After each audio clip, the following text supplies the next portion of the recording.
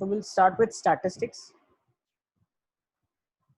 तो सबसे पहले हम statistics पढ़ते क्यों है, इसके पीछे क्या रीजन है, कौन बताएगा? स्टैटिस्टिक्स क्यों पढ़ा जाता है? What is the reason of studying statistics? क्या पर्पस है इसका लाइफ का?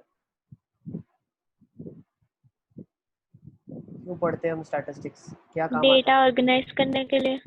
डेटा ऑर्गेनाइज करने के लिए। Yes, you can say that. Sir data थोड़ा इजी वे में कंबाइन रहे। इजी वे में कंबाइंड रहे, इट्स द सेम। हम बोल सकते हैं ऑर्गेनाइज करना, मतलब उसको इस तरीके से एडजस्ट करना जिससे कुछ समझा जा सके, है ना? प्रॉफिट एंड लॉस का ग्राफ चेक करने के लिए। प्रॉफिट एंड लॉस का ग्राफ चेक करने के लिए? अच्छा, प्रॉफिट लॉस का ग्राफ कैसे चेक करते हो भाई? प्रतीक, तुम नई स्टैटिस्टिक्स लेके आए हो क्या? हाँ, नहीं सर, तो कहाँ पे ऐसा पढ़ा आपने? नहीं सर, मैं बोल रहा हूँ जैसे कि अगर अपन ग्राफ बनाते हैं कि एक महीने में इतने मतलब पैसे मिलते हैं, दूसरे महीने में कितने, तो उससे अपने को डिफरेंस पता चलता है कि मतलब कितना इस महीने में प्रॉफिट हुआ है, कितना लॉस हुआ है। ग्राफिकल अप्रोच एक हेल्प करती है काफी ज्यादा चीजों को देखने के लिए, जैसे बार ग्राफ हो गया, है ना, फ्रीक्वेंसी पॉलीगन हो Yes, गया, sir. लाइन ग्राफ हो गया, डबल बार ग्राफ हो गया, है ना, हिस्टोग्राम्स हो गए, ठीक है? ये second thing you can also say is graphical representation of the data helps us to compare. Graphical representation of the data. अच्छा, थर्ड और क्या होता है, और क्या क्या कर सकते हो? Analysing the data. Analysing the data, बिल्कुल, आप डेटा का एनालिसिस कर सकते हो। अब एनालिसिस में अगर हम बात करते हैं तो किस तरीके का एनालिसिस आप करना चाहते हो? डेटा आपके पास आ गया, मान लो आपके पास 10 ऑब्जर्वेशंस है, 10 बच्चों के मार्क्स आपके पास है, तो उन डेटा को लेके आप क्या करना चाहते हो? किस तरीके का एनालिसिस करना चाहते हो? सर एवरेज मार्क्स क्या है, हाईएस्ट एवरेज, किसके है, लोएस्ट किसके है? बिल्कुल। तो एनालिसिस जो एवरेज इसमें से होता है नीचे वो किसके है, एवरेज से ऊपर किससे है? क्या होता है? आप एवरेज मार्क्स निकालना चाहते हो, कभी कभी you go finding out average, you go for finding out range of the data, मतलब मैक्सिमम का क्या है, मिनिमम का क्या है ना? नेक्स्ट, और कुछ और क्या क्या कर सकते हैं डेटा के साथ? और क्या क्या करना चाहते हो आप? और क्या परफॉर्मेंस पे वर्क कर सकते हैं? आप ऐसा भी देख सकते हो, जैसे बहुत बार ऐसा होता है ना, व्हाट इज ट्रेंडिंग।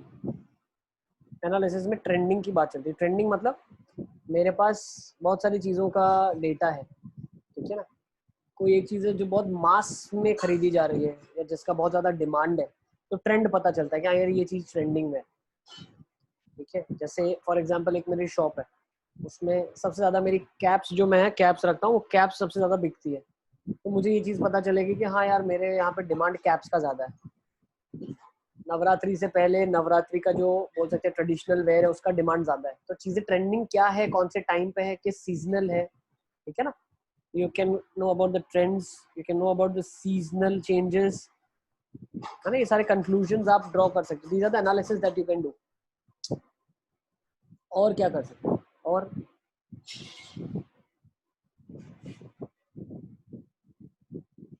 सर मतलब ये प्रेजेंटेशन में यूज करते तो अच्छा लगता है सर, एकदम समझ में आता है सर। देखो, दिस इज, आप ऐसा बोल सकते हो स्कैटर्ड डेटा, वो हम ऑर्गेनाइज में उसको कंसिडर करते हैं कि मेरे पास स्कैटर्ड डेटा है ना? 10 किसी बच्चे के 6 मार्क्स, किसी के 8, किसी के 12, किसी के 15, किसी के 16, किसी के 3, किसी के 2, किसी के 4, तो ये डेटा सिर्फ नंबर्स है मेरे पास। जब मैं इसको ग्राफिकली पिक्टोरियल अगर रिप्रेजेंटेशन करूँ या इस डेटा को क्लास वाइज ऑर्गेनाइज करूँ, तो कुछ इसमें से एनालिसिस किया जा सकता है, जो एनालिसिस हम वर्कआउट करेंगे। एवरेज निकालना, डेटा का रेंज निकालना, कुछ ट्रेंडिंग चीज है वो पता करना, ठीक है? फेवरेटिज्म है बच्चों में, कुछ ये फेवरेट चीज है, ये कुछ है, तो वो चीजें हम इसमें से निकाल सकते हैं।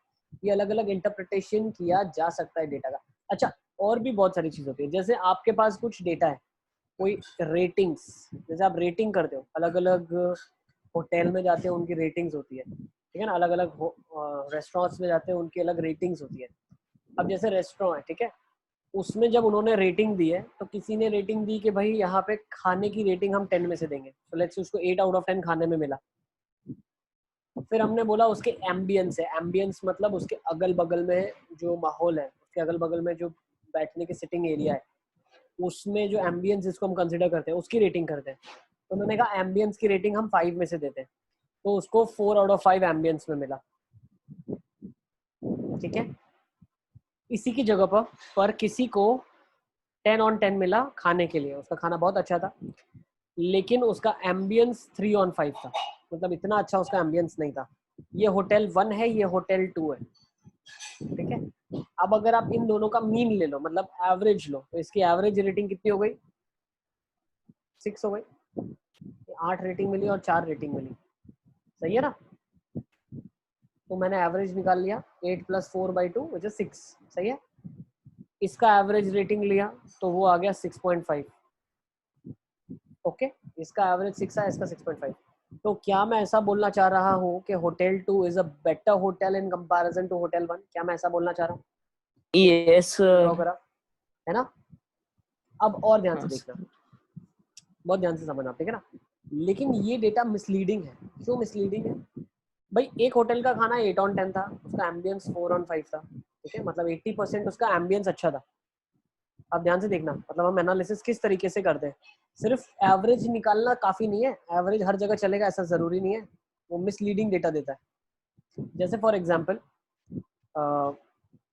यहाँ पे एक कंसिडरेशन हम और कर लेते हैं। मान लो अब जो मैंने लिया होटल 1 और होटल 2, इनमें पहले तो हमने खाने का रेटिंग दिया, तो फूड के बेसिस पे दिया, फूड का उन्होंने रेटिंग दिया था। फिर दूसरा एक दिया रेटिंग पार्किंग का, ठीक है ना, पार्किंग स्पेस की अवेलेबिलिटी के ऊपर बात कर रहे हैं। तो फूड की रेटिंग उन्होंने बोली कि भाई हम खाने की जो रेटिंग आपको दे रहे हैं, ओके, खाने की रेटिंग हम आपको दे रहे हैं, लेट्स से 10 में से रेटिंग दे रहे हैं, सो दिस इज खाना आपका 10 on 10 है। पार्किंग की आपके यहाँ जगह नहीं है, तो उसके लिए हम आपको रेट कर रहे हैं 5 on 10। बेचारे को 7.5 मिला। इसी का खाना बहुत बेकार था, 5 on 10, बट उसके यहाँ पूरी जगह खाली है। आप 10 गाड़ी पार्क करके जाओ, अपनी गाड़ी घर पे नहीं पार्क करो, मेरे यहाँ पार्क करके जाओ, ऐसा बोलता है, ठीक है ना? तो उसको 10 on 10 रेटिंग मिला। इसकी भी रेटिंग 7.5 है। तो क्या आप होटल की कंपैरिजन कर सकते हो इन दोनों में? तो मिसलीडिंग डेटा हो गया ना। खाना बकवास है, तेरे यहाँ पार्किंग है, तो हम तेरे यहाँ पार्क करने थोड़ी आते हैं, हम तो खाना खाने होटल में जाते हैं ना। तो ये तो मिसलीडिंग हो गई ना चीज, डेटा ये मिसलीड कर रहा है। जो उसने एवरेज निकाल के हमको दिया तो मिसलीडिंग है ना। तो इस केसेस में क्या होता है, हर जगह मीन काम नहीं आता है, हर जगह मीन हम नहीं लेते, हम वेटेड मीन की बात करते हैं। तो ऐसे अलग अलग तरीके से हम डेटा को एनालिसिस करते हैं, ठीक है ना? अभी तक जो आपने पढ़ा है, जो आप आगे भी सीखोगे, वो सिर्फ यही सीखोगे कि मीन निकालना है, मोड निकालना है, मीडियन निकालना है, ठीक है ना? ट्रेंडिंग मतलब जो चीज सबसे ज्यादा ट्रेंड में है, जिसको मोड कहा जाता है, मोड। जो सबसे ज्यादा ट्रेंडिंग क्या है, मोड हो जाता है, ठीक है? एवरेज मतलब जो आप पढ़ते हो, मीन, ठीक है?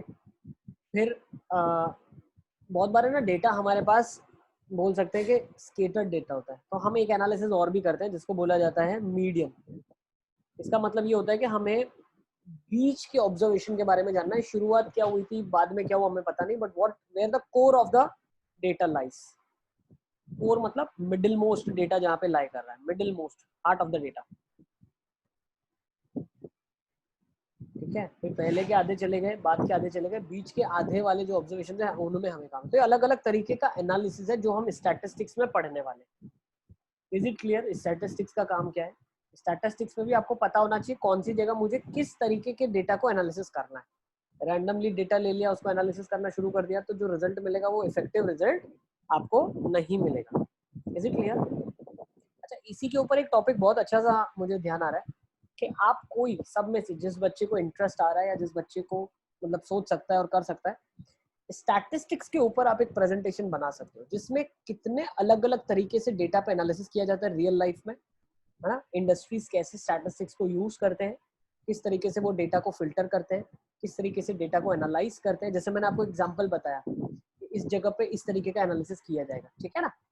इस जगह पे आप मीन का एनालिसिस नहीं कर सकते, तो एक ऐसा प्रेजेंटेशन कोई बनाए जिसमें मीन कहाँ पे यूज होता है, उसकी अप्रोप्रिएट रिक्वायरमेंट कहाँ पे हुई थी इसीलिए मीन आया, मीडियन की क्या अप्रोप्रिएट रिक्वायरमेंट है, कहाँ पे हम मीडियन यूज करते हैं, मोड की क्या अप्रोप्रिएट रिक्वायरमेंट है, मोड कौन सी इंडस्ट्रीज में यूज होता है, मोड कहाँ पे यूज किया जाता है, और इसके अलावा और क्या क्या, जैसे वेटेड मीन होता है, ज्योमेट्रिक मीन होता है, हार्मोनिक मीन होता है, ऐसे अलग अलग तरीके के मीन्स होते हैं और उनको निकालने के तरीके अलग अलग हैं। तो इसके ऊपर एक प्रेजेंटेशन जो बच्चा इंटरेस्टेड है वो उसके ऊपर सोच सकता है, इससे आपको भी सीखने मिलेगा और बाकी बच्चों को भी बहुत ज्यादा नॉलेज मिलेगा apart from our text book, ठीक है?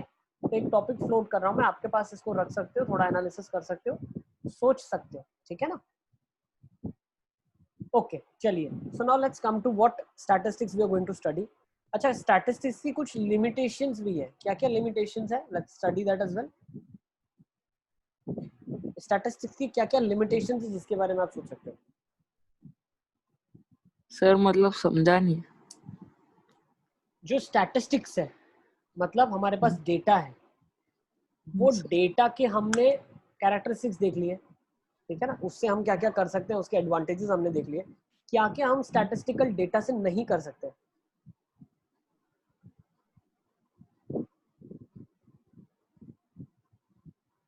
क्या क्या स्टैटिस्टिकल डेटा से आप नहीं कर सकते।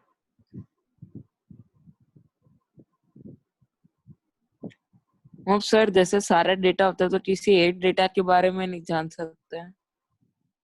देखो, जब मैं लिमिटेशंस की बात करता हूँ, स्टैटिस्टिकल डेटा के लिमिटेशंस की बात करता हूँ, तो लिमिटेशन इंडिविजुअल परफॉर्मेंस के बारे में नहीं बोलता, इंडिविजुअल परफॉर्मेंस के बारे में वो चीजें नहीं बताता। जब हम स्टैटिस्टिकल डेटा की बात करते हैं, तो जैसे हम मीन निकालते हैं, जैसे हम मोड निकालते हैं, जैसे हम ये सब चीजें निकालते हैं, तो वो एवरेज के बारे में बात करता है, पब्लिक कहाँ जा रही है, पब्लिक का एवरेज क्या है, ठीक है ना। वो इंडिविजुअल परफॉर्मेंस के बारे में हमें कोई जानकारी नहीं दे पाते, ठीक है। दूसरा आप क्या सोच सकते हो और क्या क्या लिमिटेशन है इसका।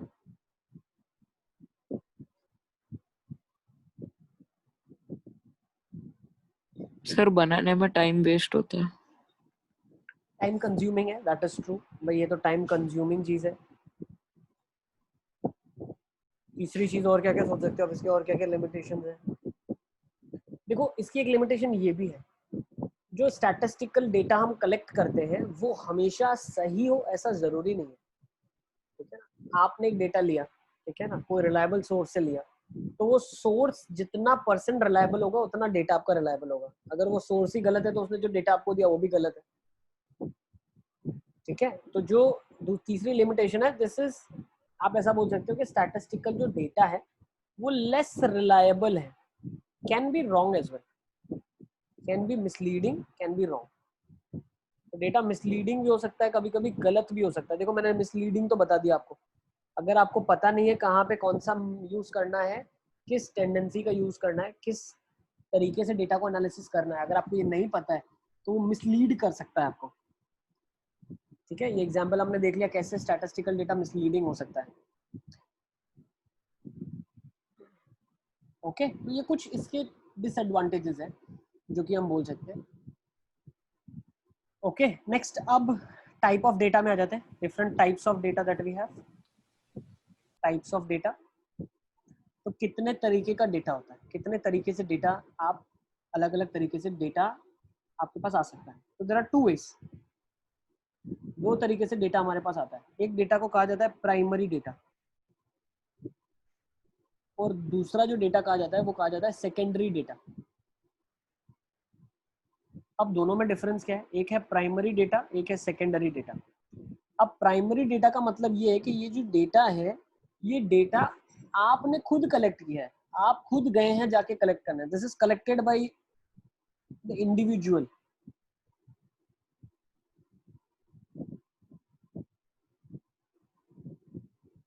ये जो डेटा है, इंडिविजुअल ने डेटा खुद जाके कलेक्ट किया है, ठीक है ना। जैसे फॉर एग्जाम्पल मैं बता दूं आपको, फॉर एग्जाम्पल आपके स्कूल में टीचर हैं जिन्होंने आपका पेपर चेक किया, तो उन्होंने ही मार्क्स एंटर किया, तो वो जो डेटा है उन्होंने कलेक्ट किया, वो तो खुद ही कलेक्ट किया है, ठीक है। So that data comes under the primary data, okay. तो वो प्राइमरी डेटा कहलाता है, ठीक है। ये डेटा इंडिविजुअल खुद कलेक्ट करता है, okay. Marks collected by the teacher, marks collected by subject teacher. अच्छा, अब दूसरा डेटा होता है सेकेंडरी डेटा। अब ये सेकेंडरी डेटा क्या होता है, this is collected by an individual from an organization. ये जो डेटा है ये आपके पास कहीं से आया है, आपने खुद ने कलेक्ट नहीं किया, you are the second person to get the data, you not the primary person to collect the data, you are the secondary person. तो आप क्या बोल सकते हो इस केसेस में, it is collected by someone else, collected by someone else and individual is receiving the data. Individual is receiving the data. Receiving the data from an organization, or other person. तो ये data जो है ये आपको किसी और से मिल रहा है, ये आपका खुद का कलेक्टेड किया हुआ डेटा नहीं है. ओके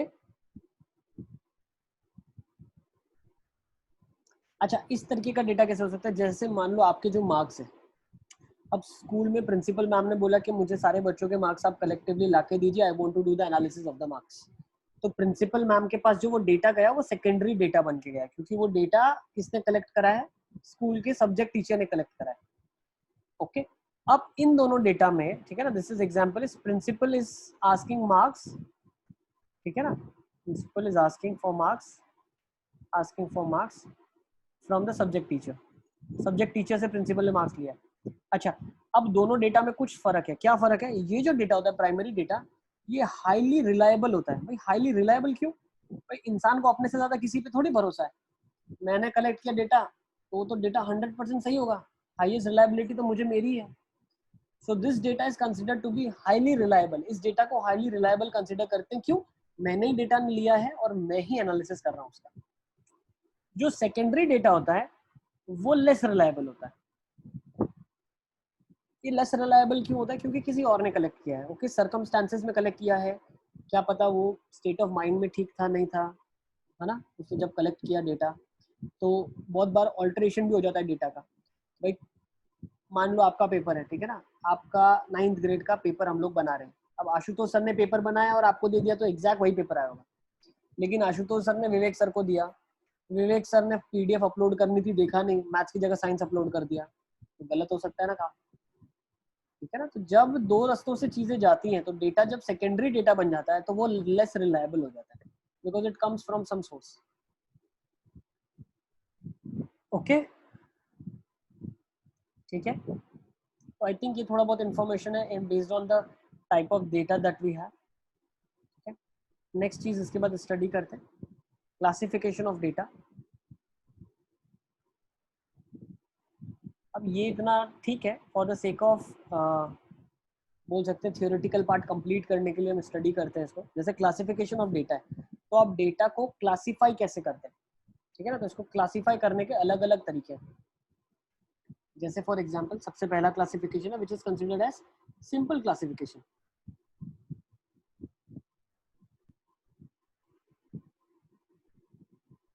इसमें आप क्या करते हो, डेटा को क्लासेस में बाइफर्केट कर देते हो. भाई मेरे पास एक डेटा है जिसका रेंज है कुछ, मेरे पास बहुत बड़ा डेटा है, 0 से 100 तक का डेटा है, तो मैं उसको डिवाइड करता हूँ. ठीक है ना, 0 से 100 तक का डेटा है तो उसको मैं क्लासेस में डिवाइड करता हूँ. भाई 0 से 10 डेटा को एनालिसिस करूँ, 10 से 20 में करूँ, 20 से 30 में करूँ, 30 से 40 में करूँ.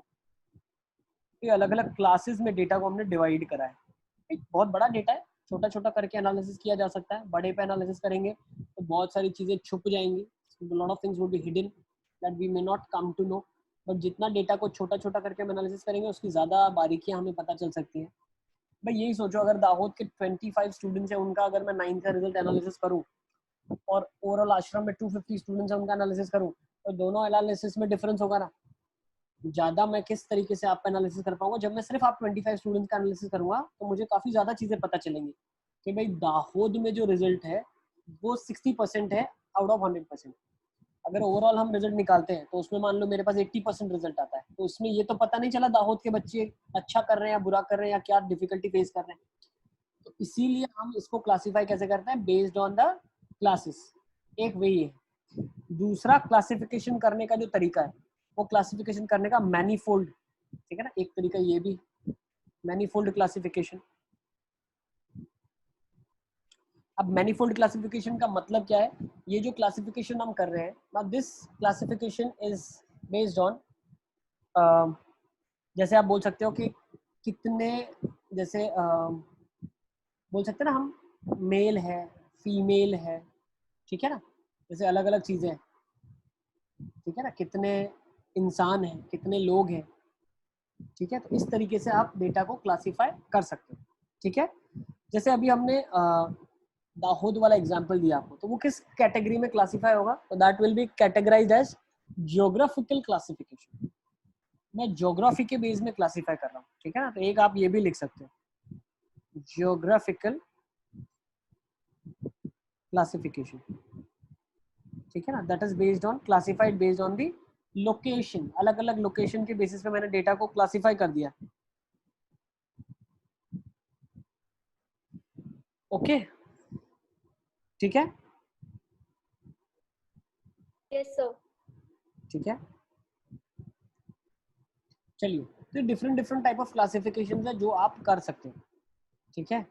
अब जैसे क्रोनोलॉजिकल एक क्लासिफिकेशन भी होती है, ठीक है ना, क्रोनोलॉजिकल क्लासिफिकेशन। अब क्रोनोलॉजिकल क्लासिफिकेशन का मतलब क्या? ये ऐसा क्लासिफिकेशन है जो कि किया जाए बेस्ड ऑन क्रोनोलॉजी, जो ऑर्डर में ऑकर हो रही है, ठीक है ना। तो based on time, based on date, ठीक है ना, बेस्ड ऑन एज, ठीक है। तो इस तरीके से इनको हम क्लासिफाई कर सकते हैं, ठीक है। Is it clear?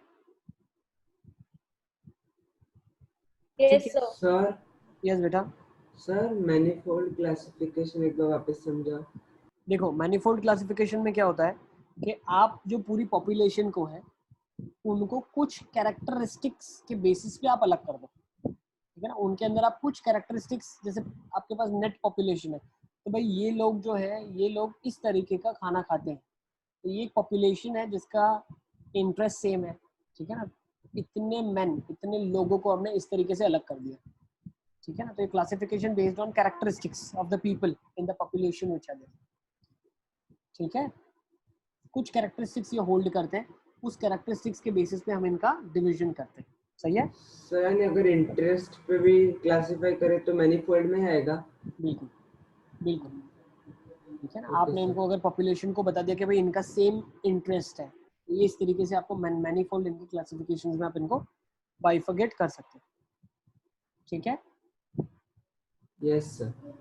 ठीक है, तो यहाँ पे हम टाइप ऑफ क्लासिफिकेशंस को लिमिट नहीं करते, आप अलग अलग टाइप की क्लासिफिकेशंस में इनको बाइफरगेट कर सकते हो। भाई मेल को अलग कर दिया, फीमेल को अलग कर दिया, तो ये एक टाइप ऑफ क्लासिफिकेशंस हमने किया। एज ग्रुप के बेस पे हमने क्लासिफिकेशन किया, ठीक है। इसके बाद की क्लास में जो हम स्टडी करने वाले हैं, दैट विल बी फ्रीक्वेंसी का डिस्ट्रीब्यूशन। भाई जो मेरे पास डेटा आ रहा है, ठीक है ना, जैसे फ्रीक्वेंसी डिस्ट्रीब्यूशन का मतलब क्या है, मेरे पास जो डेटा आ रहा है वो डेटा को किस फॉर्म में मैं एनालिसिस करना चाहता हूँ। क्या मैं डेटा को एक एक पॉइंट पे, एक एक इंडिविजुअल के डेटा को मैं एनालिसिस करना चाहता हूँ, या अगर मेरे पास बहुत बड़ा डेटा है तो क्या मैं उस डेटा को एक क्लास के फॉर्म में कन्वर्ट करके फिर एनालिसिस करना चाहता हूँ। So that depends upon the data that has been given to us, ठीक है ना। जिस तरीके का डेटा हमें दिया गया उस बेसिस पे हम उसको अलग अलग फ्रीक्वेंसी डिस्ट्रीब्यूशन में डिवाइड कर सकते हैं। इस टॉपिक से हम नेक्स्ट टाइम शुरू करेंगे। आज की क्लास के लिए बस इतना ही, ठीक है। बाय बाय, टेक केयर बेटा।